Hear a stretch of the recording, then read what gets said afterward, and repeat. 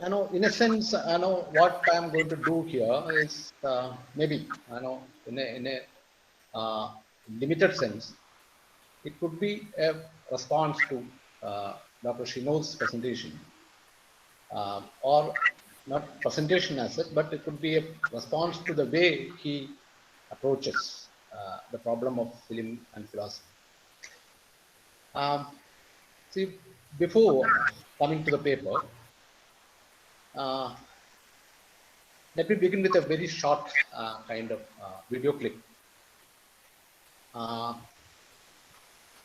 uh, just 1 minute duration. This is from a famous documentary movie. I'm sure that at least some of you are familiar with the name Bertov, who has made a film way back in 1929, which is considered to be a most important or significant event in the history of film, history of cinema, and also in our discourse on the relation between film and philosophy. See, let us watch this particular video clip, and I don't want to make any comment on this clip right now at this point of time. I'll come back to this, at a later stage of my presentation. Please, Balu, over to you.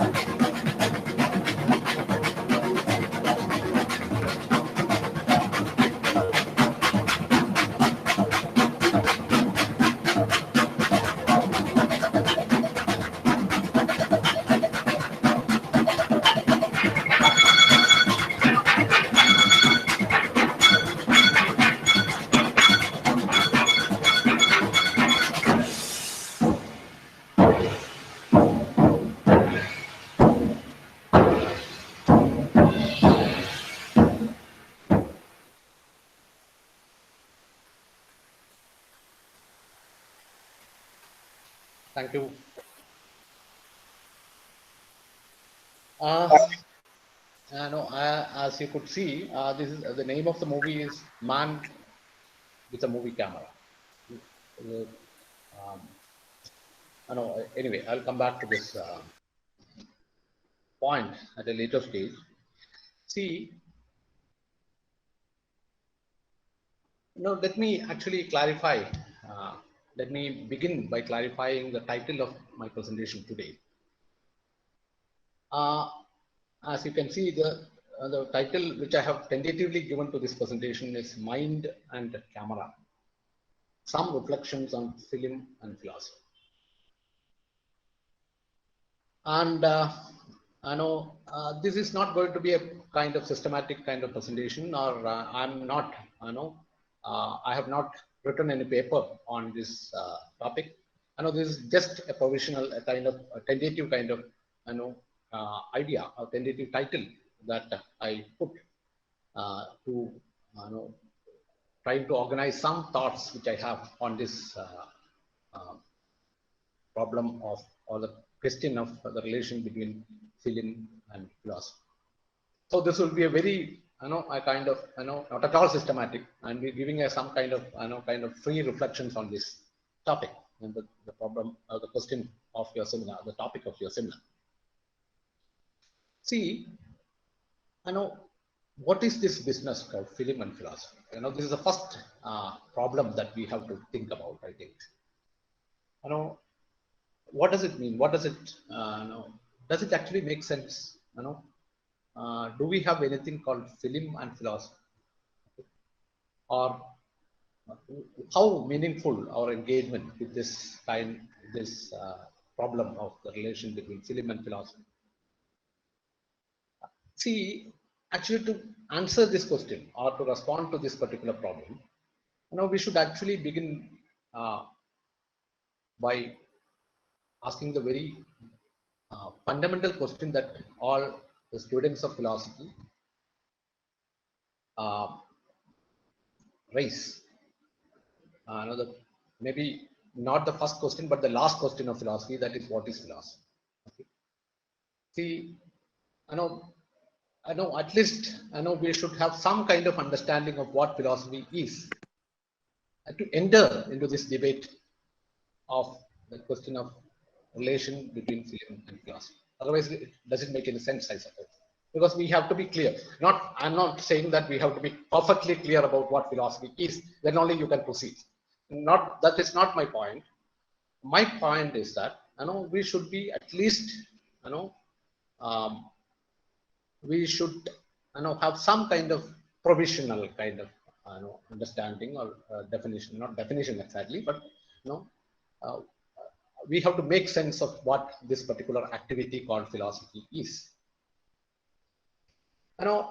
My understanding, of course, there are many kind of definitions, many kind of, you know that many definitions and many ways of responding to this question of what is philosophy. You must be knowing about Deleuze's essay, what is philosophy. See, without going into all these details, let me begin with a very, again, a kind of provisional kind of account of what philosophy is. And I would say that philosophy, of course, is kind of, it's an art of thinking. You think, what we all do in philosophy is a kind of thinking. Okay, of course, it is not something exclusively for philosophers to think, but there is a kind of thinking. We all engage in a kind of thinking. And what kind of thinking it is? I would, respond to this if there is a question that what kind of thinking that we are engaged in the field of philosophy. Now, my response would be like this, that we are thinking about thinking. Of course, this is not a new idea. People have been, many philosophers and many scholars have put forward this kind of, definition of philosophy, that philosophy is a kind of thinking about thinking. See, so the whole history, if you look into the history of philosophy, there is a kind of thinking about thinking, and also the whole history could be taken as a history of the thinking about thinking. See, how does camera become an event in this history? Or how does camera become a philosophical issue, an issue in the context of this history of our thinking about thinking? Is it an event in philosophy at all? This should be the first question, I think, in order to enter into this field of our debate on the question of philosophy. Does it have any kind of significance, or does camera have any kind of significance, as far as the history of thinking is concerned, or history of thinking about thinking is concerned? Or, is there any thinking about camera? This would be an interesting question that, would there be any kind of philosophical thinking about camera?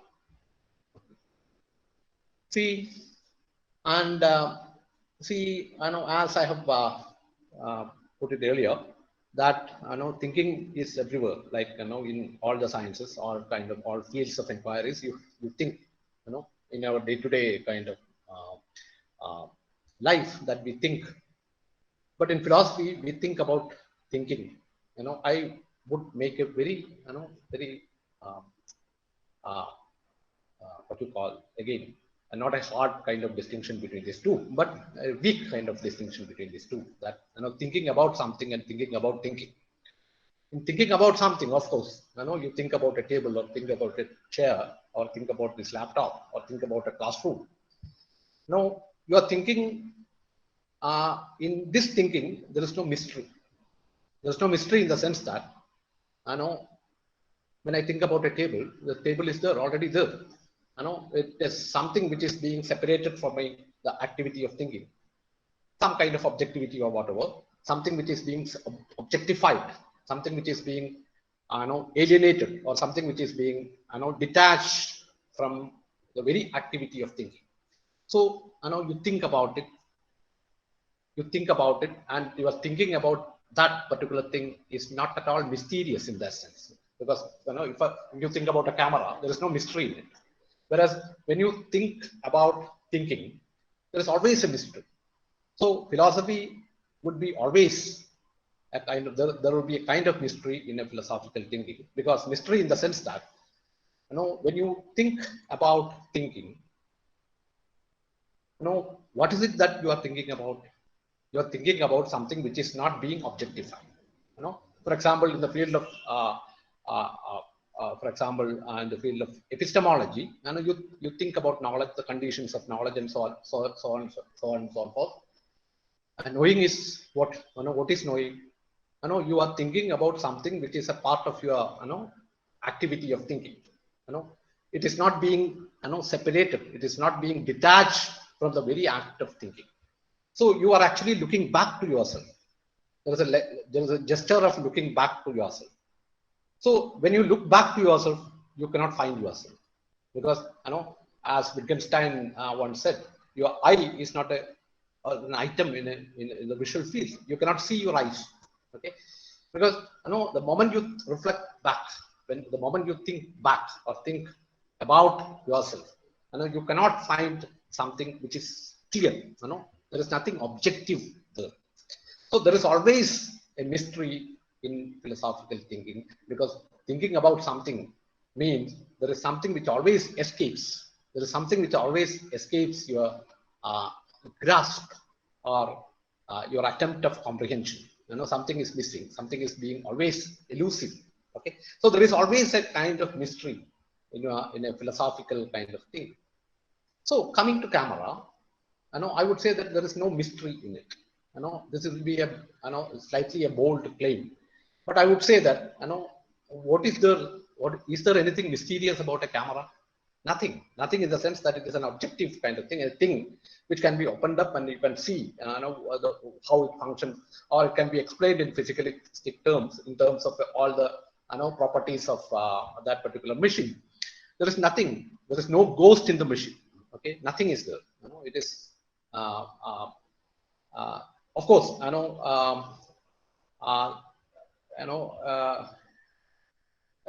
don't know whether you're familiar with the notion camera obscura. There is in earlier times, the camera was not like this. You know that, and at least you must have seen some photographs or videos of the earlier model of camera, where there is a possibility of a kind of mystery that the photographer will be covering his heads and looking through something, and there's some kind of mystery.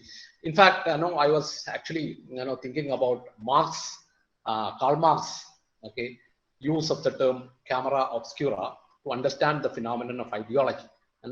He was using this particular camera as a metaphor to explain the mystery of or the ideological nature of your consciousness of thinking, or something like that. See, that was now there is no mystery, because we all have camera with us. The Balu is using a mobile phone there. I can see it.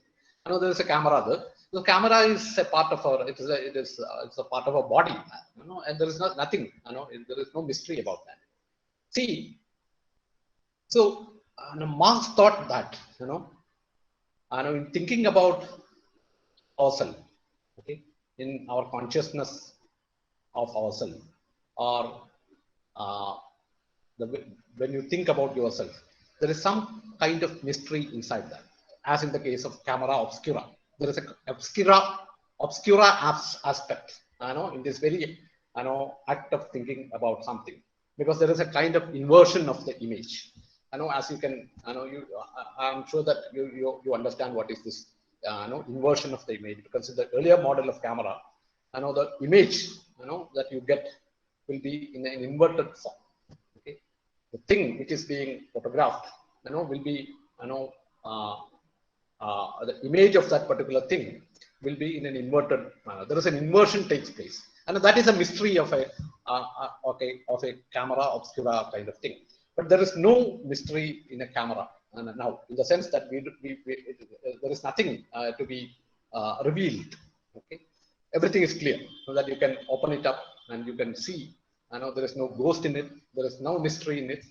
See, then how does this camera become an event in the context of our thinking about things? Okay, or to put it in a different manner, I would say that how does camera become an event in philosophy? Or is camera an event at all in the history of thinking, or in the history of philosophy, or in the history of thinking about thinking?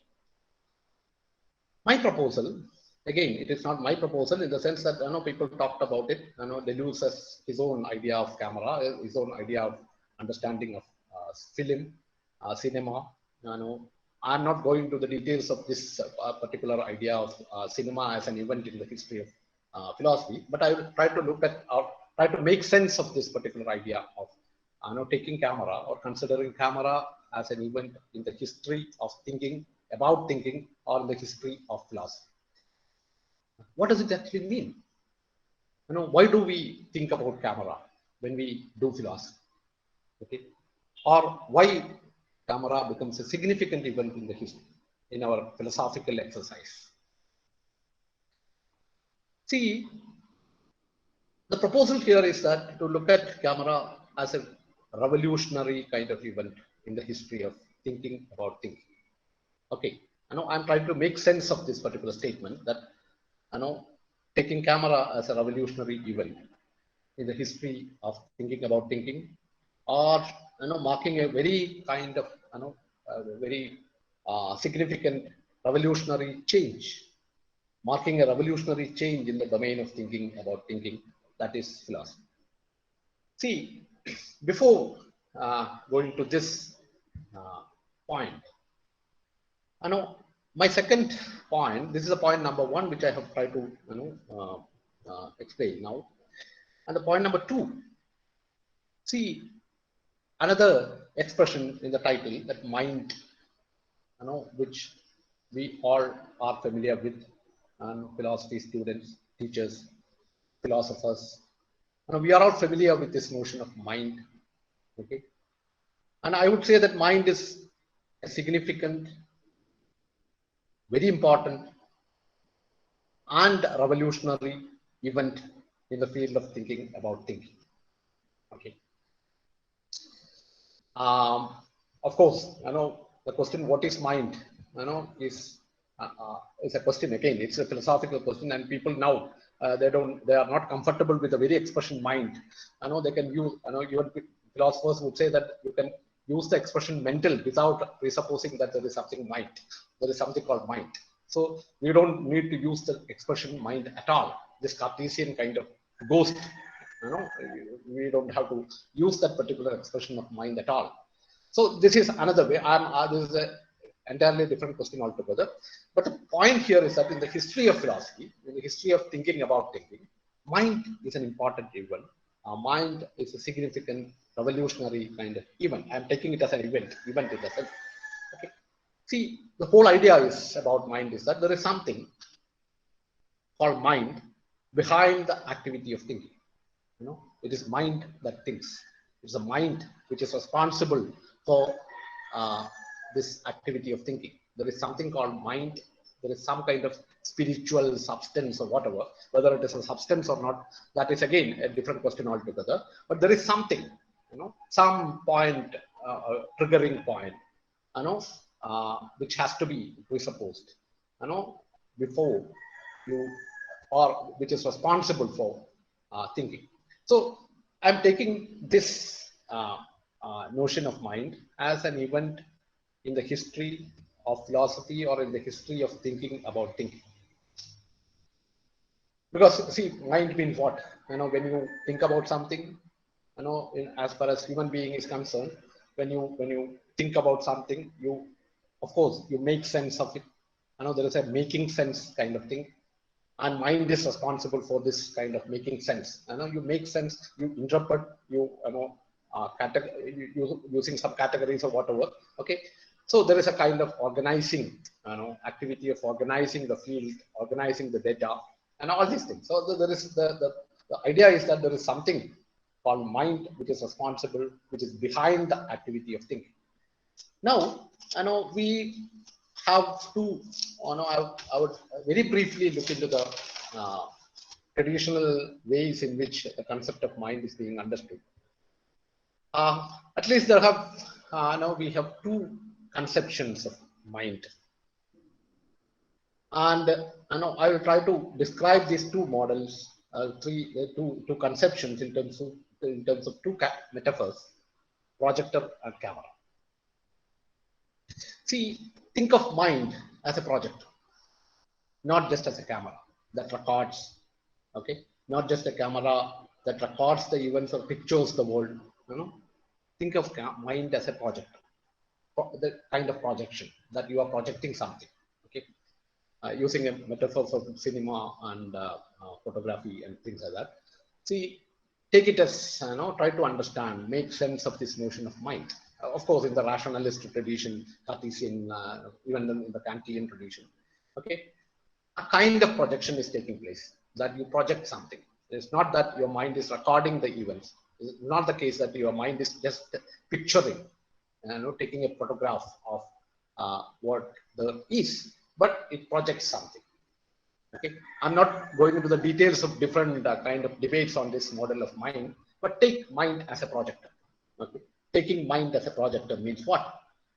As Dennett once said, it's a Cartesian theater. There is a kind of Cartesian theater where there is a ghost in the machine. Something behind.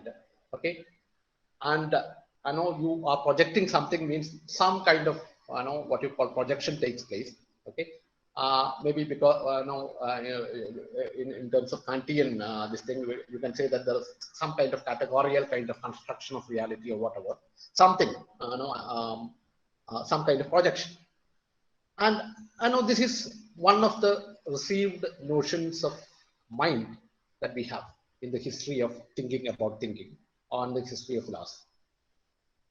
Another model is think of mind just as a camera, where there is no ghost. There is no ghost in the machine. Just a machine empty of content, nothing there, a tabula rasa, a kind of empiricist account, where mind is just a camera. Okay? Just a camera in the sense that it pictures, it takes some kind of pictures. It is primarily receptive, not active, not projecting anything, but receiving, receiving what is there outside. You record these events. So this is another model which philosophers or the students of philosophy are familiar with. We have this particular model of mind, as camera in a sense, okay, as a camera, without a ghost in the machine, without some kind of what you call. Of course, there are it is active, but not primarily active, receptive in the sense that passively receiving the data from outside world. See, in both these models, though they are apparently different from each other, and I would say that there is an idea of subject. Okay? There is an idea of subject, a subject of experience, okay, who either actively presents the world or just passively receives the data or record events. In either case, there is some kind of center, some kind of subjectivity, idea of subject, okay, subject. And of course, that term is, something, I'm not very much comfortable with that particular expression, subject. Anyway, for the time being, I'm using that expression, subject. There is an idea of subject in both these models, like, mind as a projector and mind as a camera. Okay, both in the empiricist, the so-called empiricist, model of looking at the mind, or in the rationalist kind of Cartesian or rationalist or Kantian model of looking at the problem of the interior. Okay, the mind over. Of course, mind is not the apt word because even Descartes has not used the word mind. His word expression was rational soul. The correct translation of the expression, French expression, is rational soul. No mind, not mind. Anyway, see, from this, event, called mind, with, about which we have many other concepts as well, many other accounts, many other models. Coming to camera, see, just think of camera as a machine without a ghost. Okay, a machine without a ghost, and a machine without a subject. Okay, there is no subject inside. There is no ghost inside. Just a machine. Where there is, a kind of seeing possible without a seer, a subject of experience, seeing as just seeing. You know, now I would say that in a camera there is a kind of seeing, okay, a kind of seeing where there is no seer, where there is no subject of experience, okay, seeing as just seeing. This is a possibility. This possibility of experience is something which cannot be conceived in the context of human, seeing. A machine sees. A machine looks at something. Where there is no subject, there is no ghost, where there is no active kind of presentation.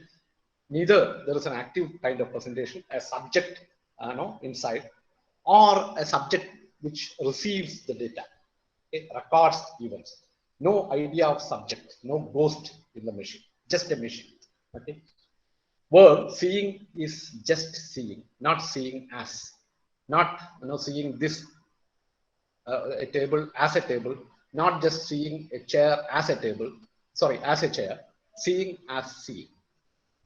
And look at, see, our everyday seeing of the world is always a seeing from our interested, embodied perspective. Especially people who are familiar with phenomenology and all, the first person perspective and things like that. We see things from our perspective. Okay, you look at something. Our seeing is always, our everyday seeing of the world is always a seeing from our interested, embodied perspective. You look at something. I look at something from my embodied perspective, from my interested kind of, my interest is there, my body is there, my location is there, many other factors are there. So I'm looking at, I cannot escape this kind of embodiment. I'm looking at something from my interested, kind of embodied kind of perspective. See, I organize the perceptions into my world. There is a my world there. For example, see, I see this as a chair, okay, and I see this as a book. I see this, as a table. I can do so only because I presuppose a world, okay, my world to which there is furniture and all the organizing schemas. This that rests upon it. A world of work, office, classroom, okay, and many other things are being presupposed. So I organize the perceptions, the flow of perception into my world, and I'm looking at everything. I'm seeing everything from this kind of embodied kind of perspective. Whereas camera, what is significant about a camera is that camera presents images liberated from the organizing structure of everyday life. It just presents images without having this kind of embodied kind of perspective or whatever. It does not organize the images. It just presents images liberated from this organizing scheme. Okay, this is something, a possibility. This is something which is which is inconceivable in the context of our ways of seeing something, or our ways of engaging the things in the world. See, my point here is that camera problematizes the Copernican hypothesis.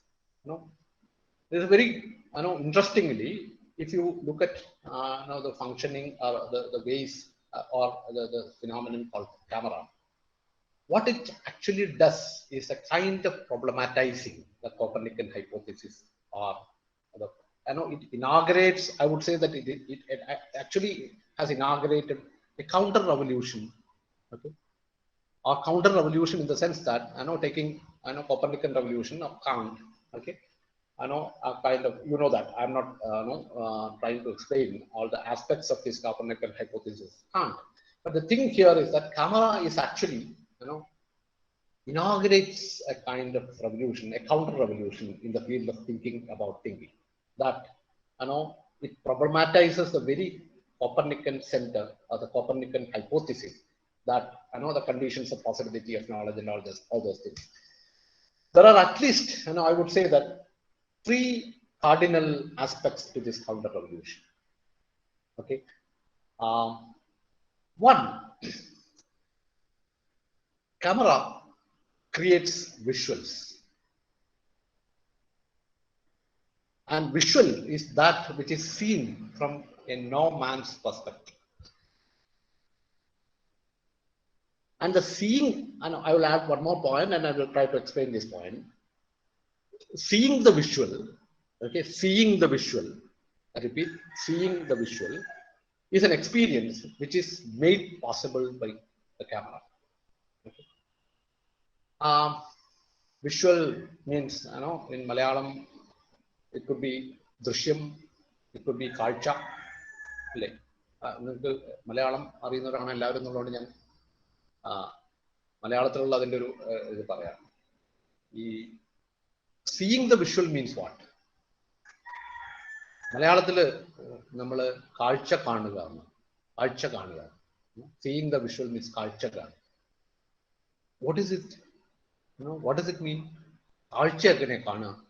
Seeing not an object, not a thing, not a book, not a table, not a chair, but you are seeing the visual. Kalcha.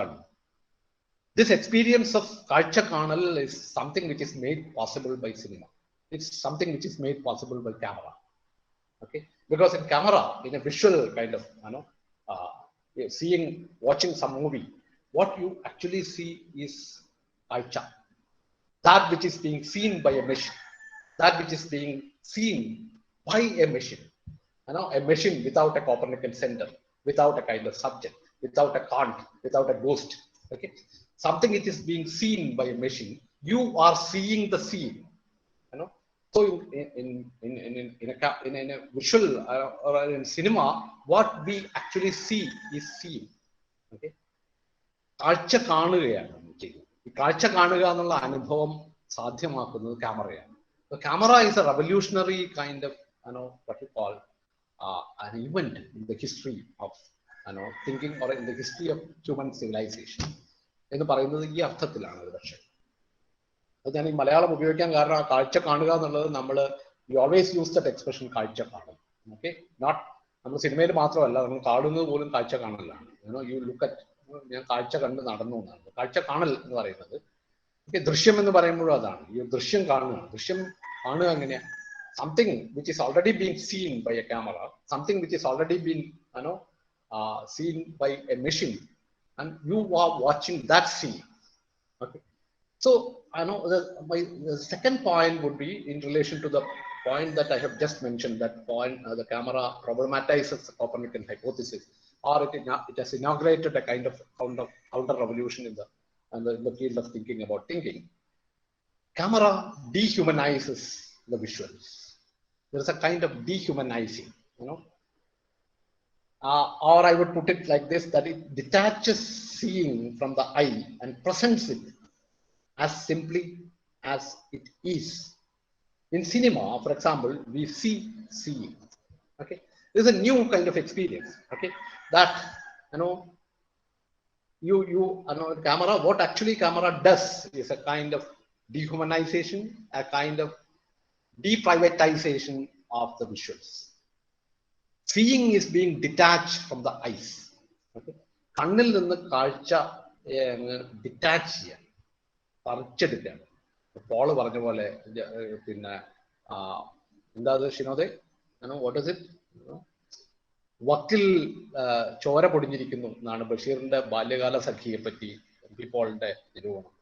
ഇത് ജീവിതത്തിൽ നിന്ന് പറിച്ചെടുത്തൊരു ഏടാണ്, വക്കിൽ ചോര പൊടിഞ്ഞിരിക്കുന്നു.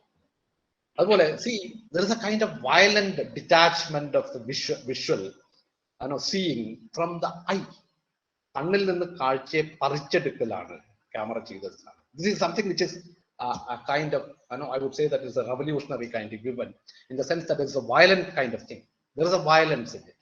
You are violently detaching the seeing from the sea, from the eyes, from the Cartesian or the Kantian, Copernican subject or whatever.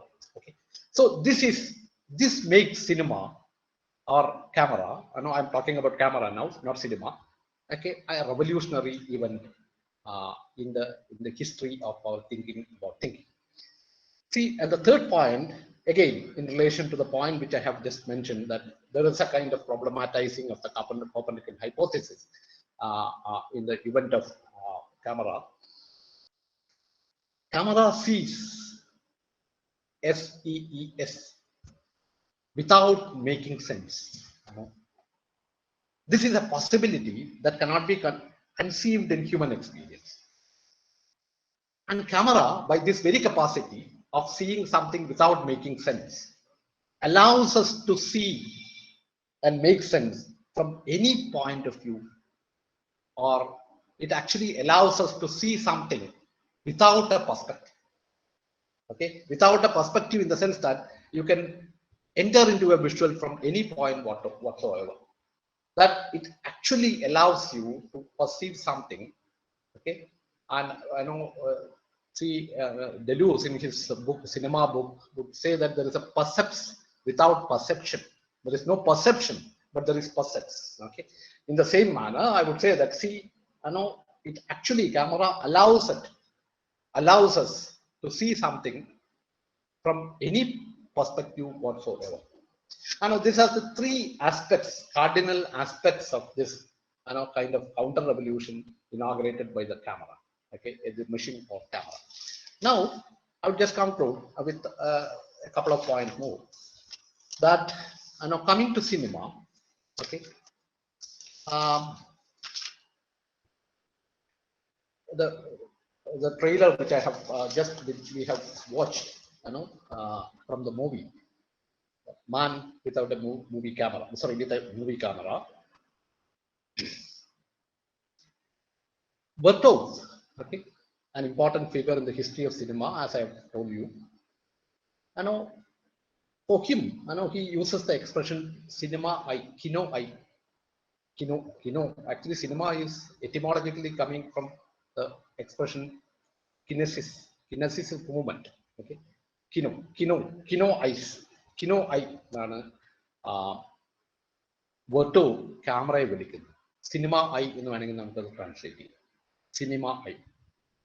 The movie clip which we have just watched, there is a beautiful, very beautiful kind of shot of superimposition of a human eye getting superimposed on a camera. Okay, വേണമെങ്കിൽ നമുക്ക് ഇത് കഴിഞ്ഞിട്ട് ഒന്നുകൂടി കാണാം. അപ്പം നിങ്ങൾക്ക് അത് കാണാം. So, what is it that cinema does? In order to understand cinema, or I would say that in order to understand what is cinematic about cinema, okay. This is, understanding cinema means what? Understanding cinema means understanding what is cinematic about cinema. Okay. To understand what is cinematic about cinema, we need to look at how cinema works. Okay. എന്താണ് എങ്ങനെയാണ് cinema work ചെയ്യുന്നത്? This is something which is very interesting, that I'm looking at the problem from the perspective of philosophy, because my point or my problem is that my concern is that how does it become an event in the history of philosophy or history of thinking about thinking. See, how does cinema work, or how cinema works? And we know that it takes a number of images and connects them to form a sequence. Okay, this is primarily all the students of cinema, or all the viewers, all cinema lovers know that. Okay, primarily what cinema does is it takes a number of images and connects them to form a sequence. Okay, and the sequences, it cuts and connects the sequences. Okay, which can therefore create a number of competing viewpoints or angles, in using the language of cinema, angles, viewpoints. Okay, it cuts and connects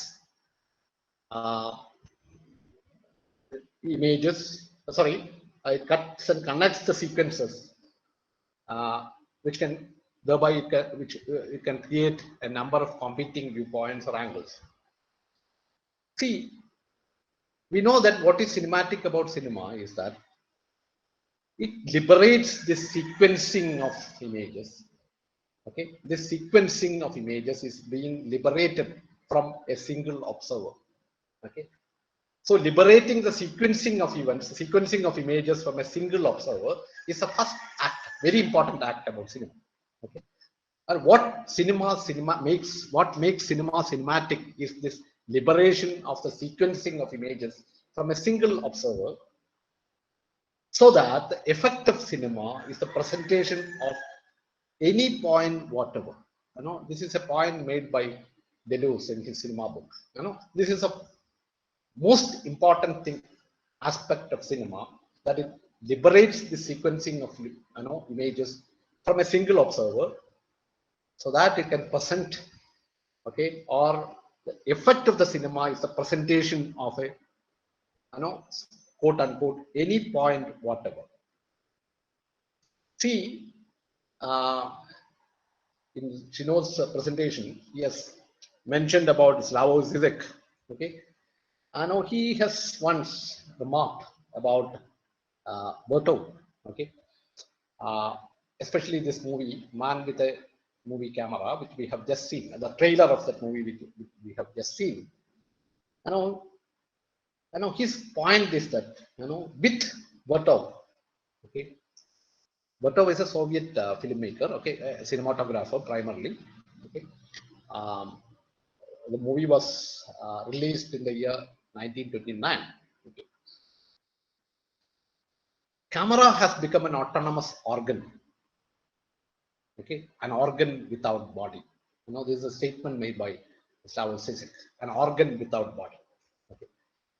Of course, you are, some of you are familiar with the Deleuzian expression that body without organs. Okay,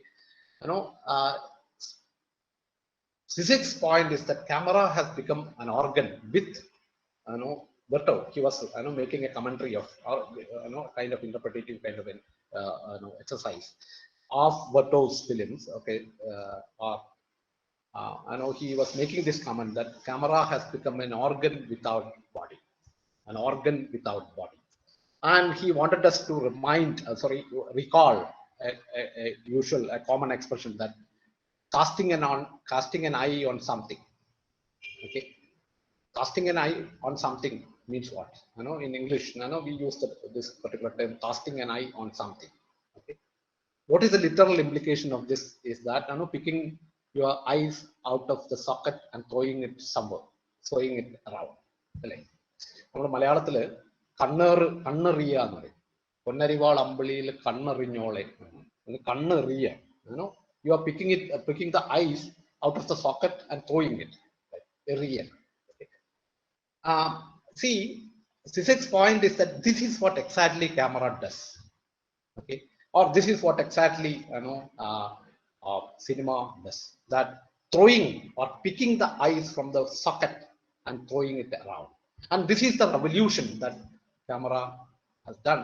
And as far as Zizek is concerned, his point is that this should be the way, or he would say that he would put like this, that you see, this precisely is what the revolutionary cinema should be doing, using the camera as a partial kind of object, as an eye torn from the subject and freely thrown around. Okay, this with this, I will just conclude, and we can have some discussions on the points which I have tried to make. I'm not, I would say that I'm not very. See, these are the points which I have made up. A tentative kind of proposals. Like we can think of it.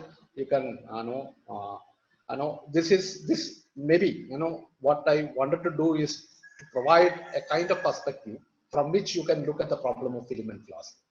The whole problem of film work. Otherwise, it doesn't make any sense at all. Why we discuss cinema? Why we discuss camera in the context of a philosophical kind of engagement or whatever? So this could be a perspective from which you can look at the problem of the relation between film and philosophy. And I will just conclude with a uh, uh, you know, a kind of what you call a statement at the beginning of the film, uh, Man with a Movie Camera. The statement says like this: the film Man with a Movie Camera represents an experimentation in the cinematic communication of visual phenomena. Okay, without the use of intertitles, a film without there is no intertitles. So titles, there are no titles in the film. It's a silent movie. Okay, a film without intertitles, without the help of scenario, a film without a scenario, without the help of theater, a film without actors, without sets, etc. This new experimentation work by Kino I is directed towards the creation of an authentically international absolute language of cinema on the basis of its complete separation from the language of theater and literature. This is something which is very important in the context of understanding the cinema, because you know um, the movie, this particular movie, Man without with the camera, movie camera, you know Bato claims that this is actually directed towards, or this experimentation is directed towards the creation of an authentically international absolute language of cinema on the basis of its complete separation. Okay, I repeat, on the basis of complete separation from the language of theater and literature. Okay, so this is one of the ways in which we can look at the revolution inaugurated by camera and the relation between the camera event, and the history of our thinking about thinking. Thank you. Thank you.